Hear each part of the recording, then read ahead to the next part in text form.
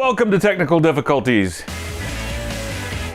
Coming to you once more from the Haywood Industries main laboratory / Achievement Hunter recording bay number 2. I'm back here to represent you parents again this episode. Someday this quarantine will be over and our kids will be loosed upon the world again like a biblical plague of locusts. And we know how our kids perform reflects back upon us. Yes, their victories are actually our victories, and their failures are because they didn't listen hard enough. That's not your trophy, it belongs on my wall because I did all the hard work to make you. If you agree with anything I just said, please go hug your child. And part of that contract is making sure they have all the right tools to properly show the world what a great parent you are. So today, we're gonna unnerf the out of this Nerf gun.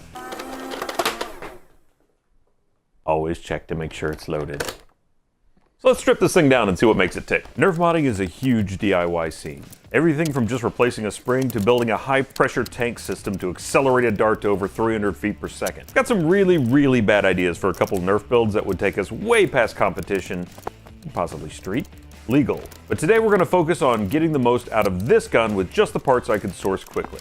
Nerf guns usually use one of two main ways to chuck a dart: air pressure pushing it or electric motors throwing it. This gun uses two electric motors spinning in opposite directions to throw the dart down the tube. As we've talked about before, the speed of an electric motor can be changed by increasing or decreasing the amount of voltage you send to it. This gun takes 4 AA batteries. Each AA battery provides 1.5 volts of electricity, and when you connect them in series like this, connecting them end to end, it adds the voltage together. So the total here of 4 AA's would be 6 volts. So our first mod is going to be overvolting the motors. Most Nerf mods that are doing this call for replacing the AA batteries with a larger battery pack typically used for an RC car. Sometimes it can be kind of tricky to fit those into your gun, though you can either hollow out the existing battery compartment or wedge it into one of the other loose spaces we have here. But if you don't have the right tools, it can be kind of hard to hollow out the plastic. Fortunately, one of my quick delivery options was these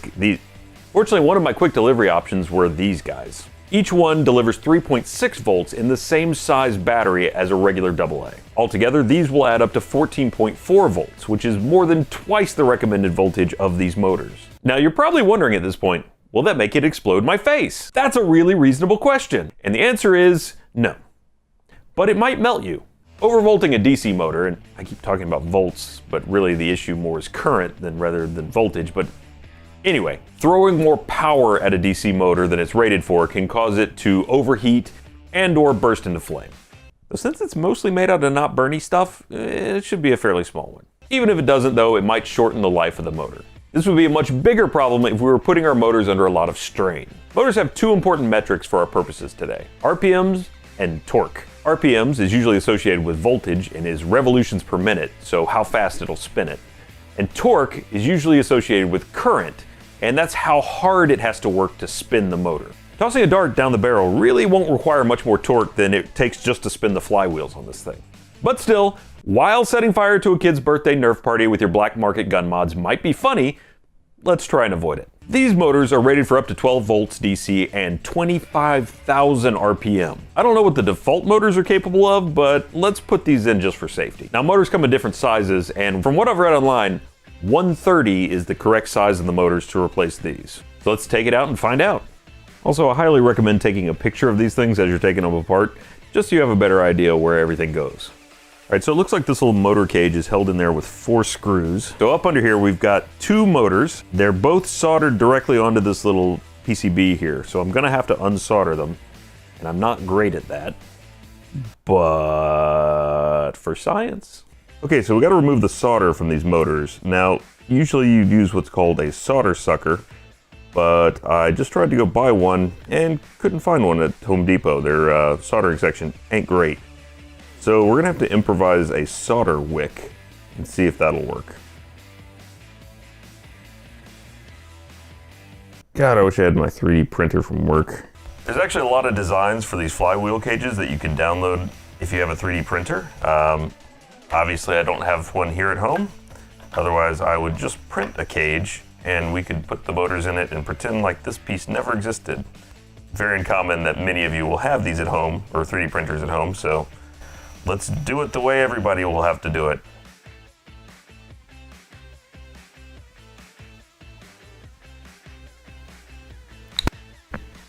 Oh, shit. Okay.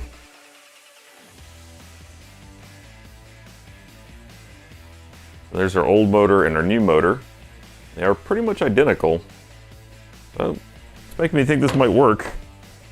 So I took the flywheel cage out, I pulled it apart, removed the flywheels, which allows the motors and this PCB to come free. Then I unsoldered the connections on the motors, inserted the new motors, tested it, dropped it, and now I'm going to put it back together and let's see if maybe we get this to work.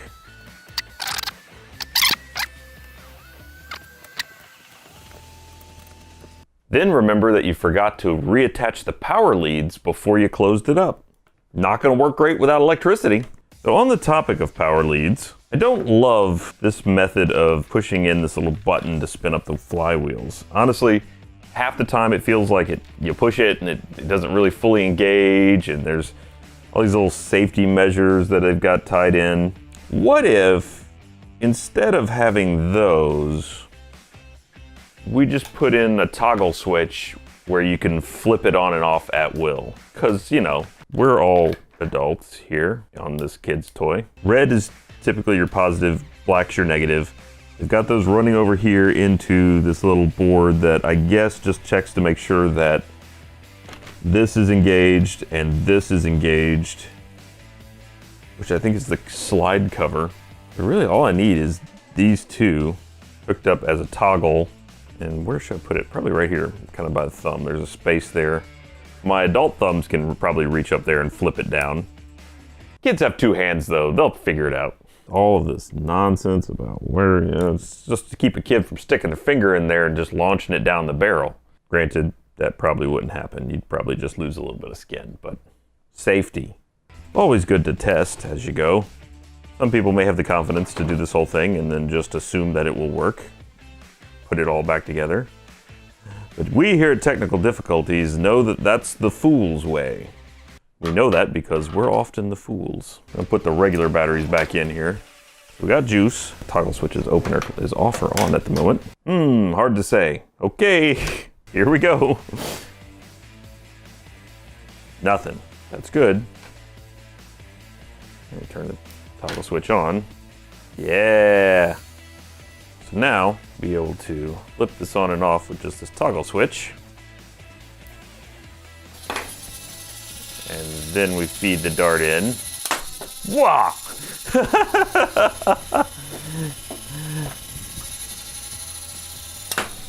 Shit. I haven't put the new batteries in yet either. Let's get her button back up and find out what this thing can do. Okay, so I took it outside and dremeled down these little pieces of plastic a little bit so that this switch would fit in, and now it's in there pretty good.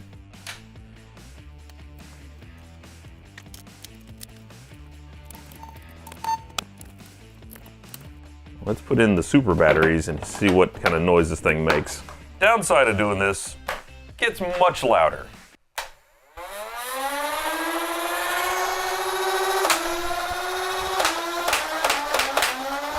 Woo, that's a pretty good start. And while I could just put the default pieces back on, I feel like it just isn't quite up to standard yet. I mean, sure, it can hurl a dart now much faster than it ever could before, but is it really intimidating if it looks like this? So the first thing I wanted to address was the stock on this was a little short for kids. I found this extendable car window washer stick at Target and figured maybe I could repurpose it to be part of my stock. You can adjust the length and it has an adjustable angle on the head. Little time with the Dremel got me down to this. I also took the Dremel to the back of the gun, this little detachable piece, and I cut out two little semicircular areas. Man, that Dremel eats through this plastic. And this is a reducing female adapter, 3/4 by 1 inch, that I found in the PVC section, and I kind of chopped it up a bit so that it would fit in here but still not rotate when you close it up. So that just sort of sits in there like that. Okay, so a little more time outside with the Dremel. I also realized the entire time I've been using the part where these two telescoping rods actually connected the first time, when there was this perfectly good foamy hand grip part that I could use, since now it really didn't matter. All the mechanics that made it connect were inside. So with this, it actually fits way better inside here. Okay, so that actually has a really nice snug fit in there. And this will screw into here. You know what, let's assemble it, let's see what happens. So after one more trip to the Dremel, I cut the back piece of this off so that I could actually use these two screws here. And now, I'm pretty good with that. We have a functional extendable stock made from PVC pipe and a window washer. And while we now have a more comfortable and much faster firing gun, I think we could still do a few things. But Ryan, you say, this paltry 10-dart magazine won't get me through a battle. Well, you're right. So here we have a 25-dart drum magazine, fully loaded, ready to rock and roll. Now you may have noticed I didn't put the optics back on when I screwed this back together, because I think we can do better. Like say, a red or green dot sight. Yes, this has the option for both the red dot or green dot, depending on your mood and time of day. Now this sight is made to mount onto what's called weaver rails. And the rails that come stock on here don't exactly have deep enough grooves to really mesh up with a traditional weaver rail. So we got a better one. We have an attachment that adds an 11-slot weaver rail, which we can mount our red dot scope to. On the topic of sights though, there's a new thing that's been real popular, especially after the John Wick movies. Angled sights. We've got a pair of mountable flip-up iron sights. That one flips the other way. That will mount on either side of our red dot scope, giving us the option of 2 different ranges of engagement. But you know what? Sometimes you're gonna go inside. You need something that's ready to light up a dark area and maybe even shoot from the hip. So we have an incredibly bright flashlight paired with a laser sight to mount on the front by the barrel. It comes with this custom trigger that we can tape to the hand grip area of our gun so that you can activate it remotely. All right, let's throw all this on the gun and see what it looks like. May I present the fully kitted out, ready for Nerf, Haywood Industries War Machine. We've got the adjustable stock, the 25-round magazine, the red dot sight, the angled iron sights, a thumb-activated, very bright flashlight, as well as adjacent laser sight. It runs at just north of 25,000 RPMs on the motors with a custom activated thumb switch. Listen to the purr.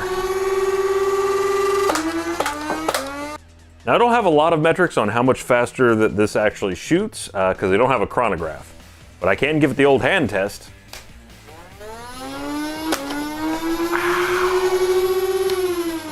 I would not want to get hit with that at close range. I do have an OG model for comparison. I had 2 kids, I had to get 2 because the other one would complain if they didn't get one. Pretty good hit. The new hotness.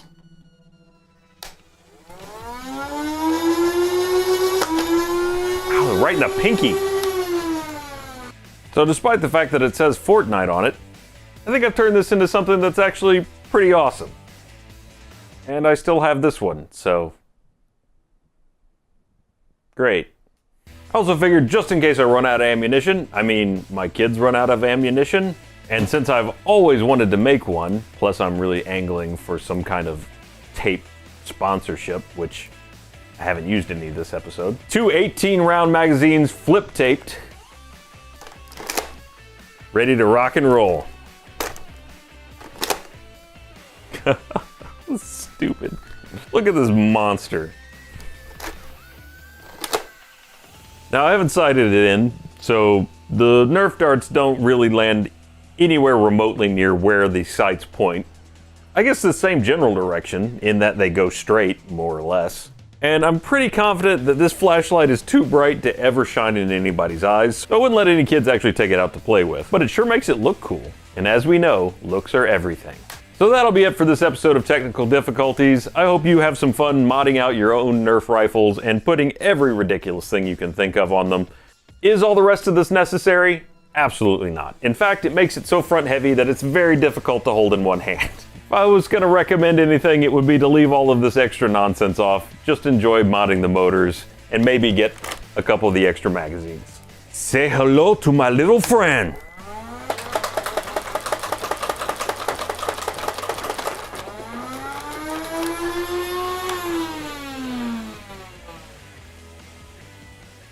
Now I gotta pick all those up. This episode is brought to you by HBO Max. It's summertime, and that means summer blockbusters. And with HBO Max, you'll have all the movies you love all in one place. From Space Jam to Detective Pikachu, Batman Begins to Birds of Prey, Lord of the Rings to Saving Private Ryan, there is something for everyone to enjoy. And of course, we can't forget the great Studio Ghibli films. All 21 films are available right now, exclusive to HBO Max in the US. New subscribers can get a 7-day free trial by going to bit.ly/HBO Max TD to sign up. Again, that's a 7-day free trial of HBO Max if you go to bit.ly/HBO Max TD and sign up today. HBO Max, bringing you all the summer movies you need, all in one place.